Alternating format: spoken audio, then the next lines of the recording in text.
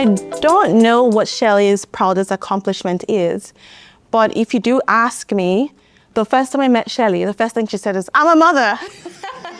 And I just had a baby. So she's so proud to be a mother. She has a beautiful little girl, Zendaya, who's 3 or 4. She's 3, she'll be 4. 3, but she's like 10. Yeah. She has a big personality. And she's just so proud to be a mother, and I admire how she does motherhood. And it's such an honor to have you here today. Thank you, SOSA. My first question is, what does motherhood by choice mean to you?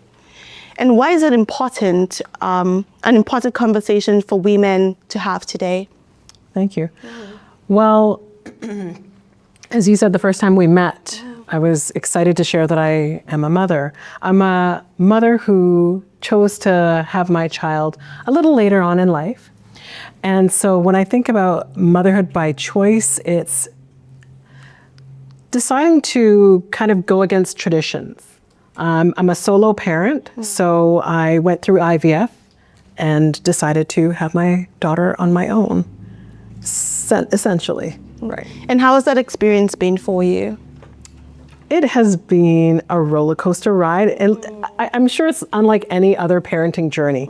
You know, it's got its highs, its lows, it's exciting, it's exhausting, it's joyful, it's terrifying, and it's mothering, it's parenting. I write a little bit about it in my book in terms of, I think that motherhood has definitely helped me embrace my femininity a lot more and just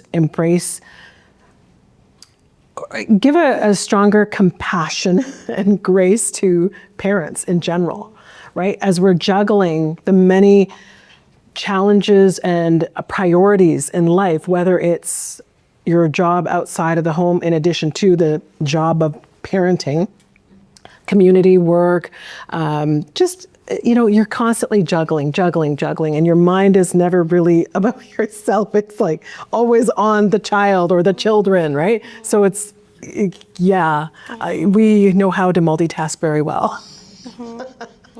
Would you say the path you took inspired you to become a fertility coach and an advocate for women's reproductive health? Absolutely. Knowing that there's still quite a bit of stigma around going through IVF. I mean, it's only, you know, I'm 46 and my daughter, like I said, she'll be 4 next month. But it was the same year that I was born when the first IVF baby was born. Did you know that? Yeah.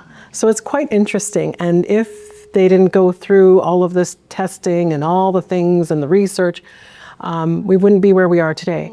And when we think about IVF and fertility, you know, people go through that journey for different reasons, right? There are some couples who are, male, female, and maybe the woman has had fertility challenges on her own.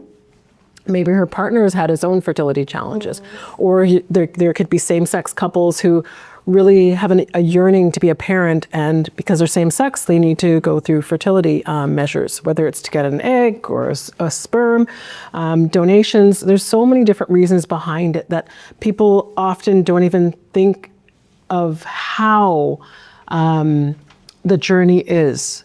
And so when I work with fertility clients who maybe have gone through the process a number of times, it can be very traumatic.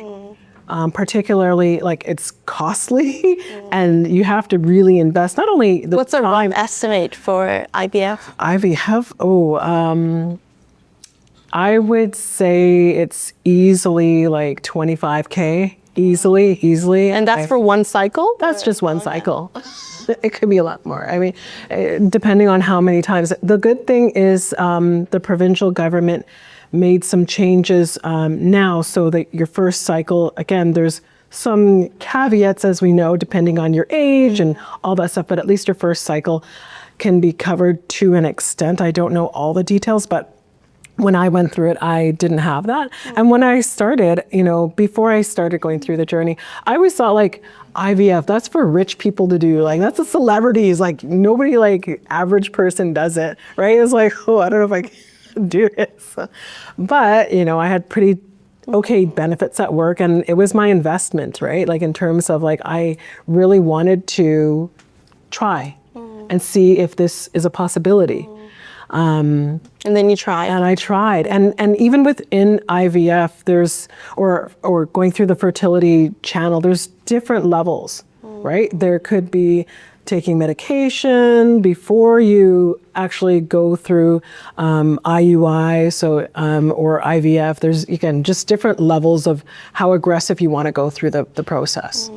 I mean, based on what you've said, I would say you went through the process by yourself. Yes. Because I've spoken to some people who have gone through IVF, and I asked a friend, and she said it's lonely, SOSA. Like, no one understands what you're going through. They don't get it. So can you tell us more about that process and its impact on your mental health? Yes. I know you're pretty excited, so I don't know if it had any impact on your mental health as well. Absolutely. It's one of those journeys where you may say, okay, like, I'm going to do this. All right, we got this, right? And you may have friends and family, but if you don't have a lot of people who've gone through the journey, it is scary. It's terrifying. And when I went through it, we were still in the pandemic.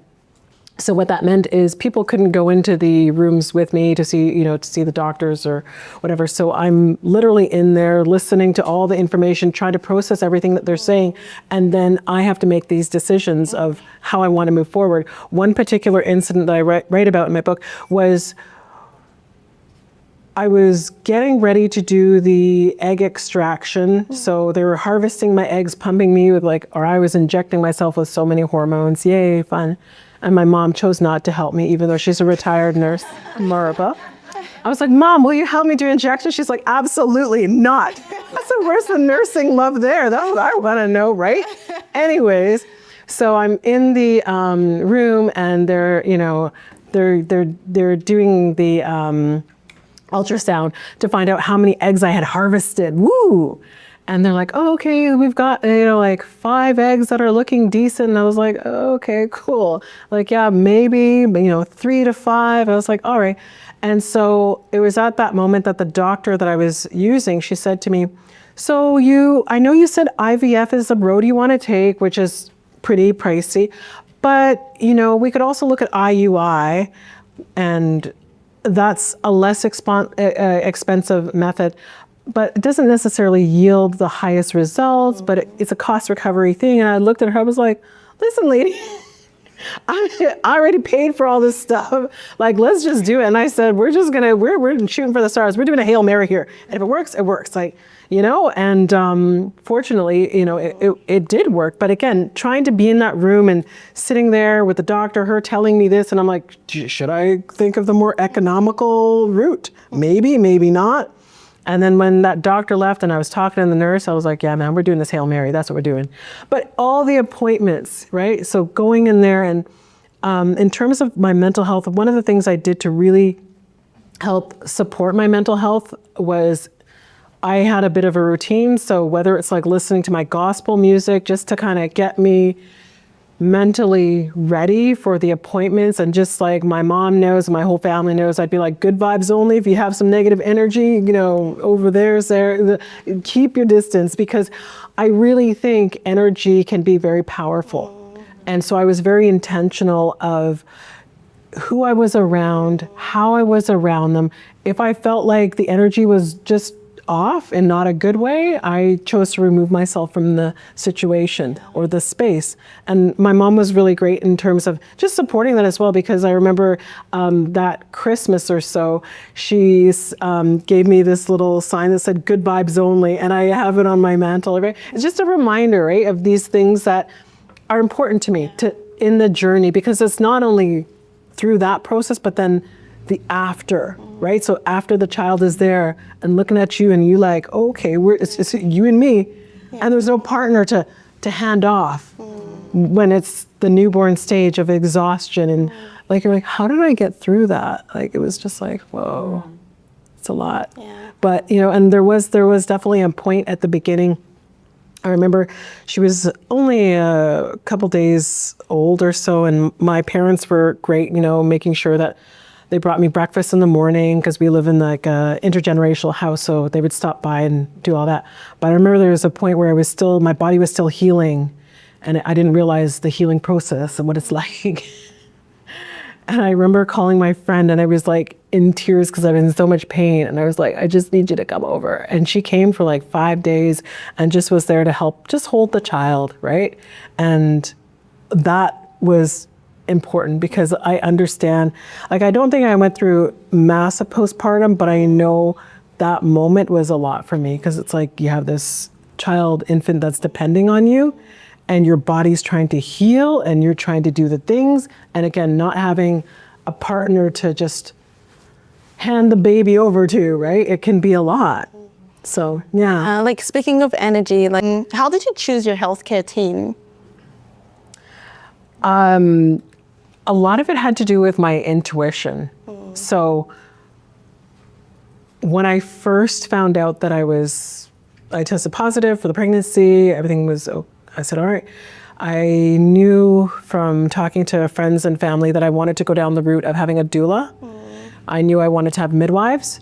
And so I interviewed doulas, and it was really our energy, our connection, some of the values. Did they have the similar types of values? My doulas that I used, they were very focused on education first, like educating me about my body and the process. So it wasn't this like scary foreign thing of like giving birth, because you see it on TV if you haven't gone through, and you're like, oh, okay, maybe it's like done in 45 minutes. No, not at all. Mine was a long labor. The water broke on a Monday. She came out on a Thursday. All right, yeah, it was lengthy, right? Yeah, not gonna lie, but that's okay. I'm here. I'm here. We're all here. Everybody's here. Everybody survived. Yeah. Right? But, again, part of it was thinking about value alignment, and I'm a fairly easygoing person, so I needed somebody who was also kind of matching that energy of jovial, easygoing, and let's go with the flow. Yeah. And so that was between my doulas, my midwives, my RMTs, physio, pelvic floor physio people, all the team. We needed that kind of easy energy, and for those I could choose, right? Yeah, I mean, I feel like there's really no need to put pressure on anybody, especially like when you're caring for someone. If anything at all, you need to meet them where they're at, right? Yeah. So what misconceptions or stigmas have you faced about solo parenting by choice? Because I know it's a very controversial topic. Yes. And it's something a lot of people are not open about. Like, I was actually, confession time. I was actually quite surprised when I met Shelley for the first time, and Shelley was like, oh, I'm a mom, and I had my baby on my own. Like, I don't care about what you think, right? Like, I didn't even that. No. I don't care what you think. I know you didn't say it that way, but what I'm trying to say is like, because I remember seeing you. Yes, I'm unapologetic. I remember seeing you at the brunch. No, was it brunch? I don't know. It was in the fall, so I can't remember. But it was dark though, so we had like a meeting for like Black entrepreneurs in Vancouver. And the first thing, they asked everyone to introduce themselves. So we did, and I said I'm SOSA, and then Shelley was like, I just had a baby. That was the first thing she said. So what misconceptions or stigmas have you faced being a solo parent? Yeah, I think it's interesting because, again, like you said, it's not talked about often enough. So if you are in a partnership that's opposite sex, people often assume that you just had it the traditional easy way. But there's a lot of people that are, opposite sex, male, female, who go through it and don't talk about it. And it, again, can be very difficult in a relationship because there's the ups and downs. People sometimes go years and years and spend like $100,000 easily going round after round after round after round, just trying and pursuing and in hopes, because they just want to create a child from their union, right? And so I really wanted to be able to share my experience so people could know it's okay. Like, this is an option. This is an option. It's not the only option. And I always said if I wasn't successful in my round of IVF and all that, I would have adopted or fostered or something, because I knew I just wanted to be a mother. It was really important for me. So however that looked I was open to it. Yeah. I would say that it's not necessarily an easy journey, but there's a possibility. And I think for me, I didn't want to let that possibility go without exploring it. I was curious about it. I didn't know if it would happen, but I didn't want to ever live in a place of wonder. And so I didn't want to look back when, let's say I'm 50, 55 and say like, I wonder what would have happened if I tried to pursue this, because you never know, right? And so if you are curious, or you know somebody who's curious, who's got a desire and a yearning and just like, oh, I really want to try and I don't know, I would say, come talk to me as well, right? I'm happy, like I'm very open. I write about it in my book, which I have some books here for sale. I'm not gonna lie, $20 today. Amazon is a little more. And I also do the fertility coaching. So if you are curious, or you know friends or family or loved ones that are curious about exploring what this stuff, if my story resonates with you or a loved one, I say reach out. Let's have a chat. We'll do a meet and greet. You can book a meet and greet on my website, Act by Vidal, and let's see where you are.